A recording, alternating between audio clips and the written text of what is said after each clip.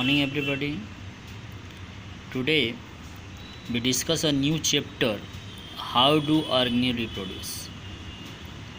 Means that कोई भी organism कैसे रिप्रोड्यूस होता है, क्या ज़रूरत होती है रिप्रोडक्शन की, क्यों ज़रूरी है ये।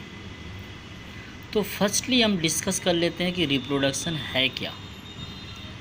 रिप्रोडक्शन मीन्स दैट रिप्रोडक्शन दोबारा किसी ऑर्गेनिज्म का बनना, उसी के जैसा दिखाई देना ही रिप्रोडक्शन होता है। तो हम अगर रिप्रोडक्शन को डिफाइन करते हैं तो reproduction is the process of formation of new generation of young ones of similar type by the grown up individual. मतलब क्या हुआ इसका कि रिप्रोडक्शन एक प्रोसेस है जिसमें न्यू ऑर्गेनिज्म बनता है जो न्यू जनरेशन के लिए ज़रूरी होता है, ठीक है। लेकिन ये लाइफ प्रोसेस के लिए एसेंशियल नहीं होता है। जैसे हमें न्यूट्रिशन, रेस्पिरेशन, एक्सक्रीशन इसकी ज़रूरत होती है, उस तरीके से रिप्रोडक्शन की ज़रूरत नहीं होती है। जीने के लिए रिप्रोडक्शन की ज़रूरत नहीं होती है, लेकिन रिप्रोडक्शन की ज़रूरत लाइफ को कंटिन्यू करने के लिए होती है, क्योंकि it is not necessary for survival of an individual organism. Rather a lot of resources and energy are spent by an individual organism in order to take part in reproduction. This is not wasteful expenditure. ये बहुत ज़्यादा जो होता है wasteful expenditure नहीं है, क्योंकि reproduction is an important as survival of individual as it insure continuity of life. Reproduction की ज़रूरत क्यों होती है? कंटिन्यूटी ऑफ लाइफ या continuation of life, perpetuation of species, replacement of dead individual, introduction and transfer of variation. It is because of reproduction that we observe so many species as single non reproducing organism will be hardly notice.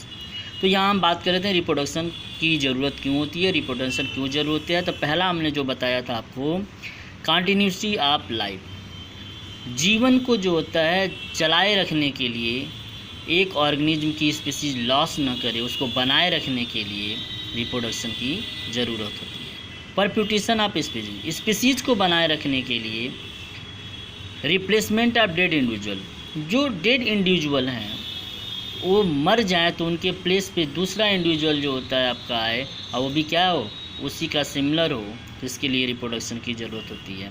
Introduction और transfer of variation, variation के लिए reproduction की ज़रूरत होती है।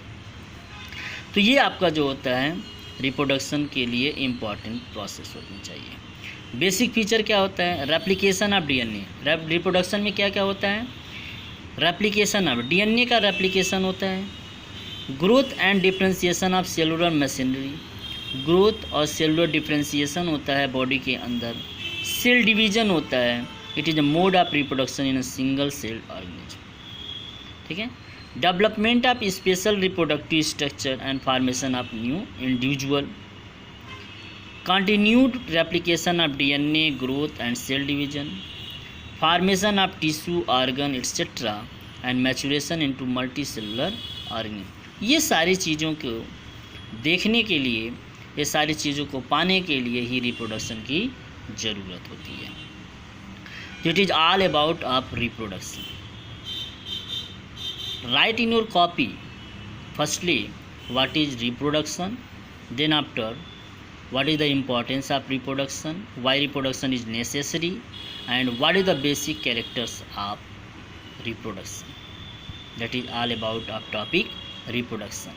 And then after we discuss how organism या do organism create exact copies of themselves.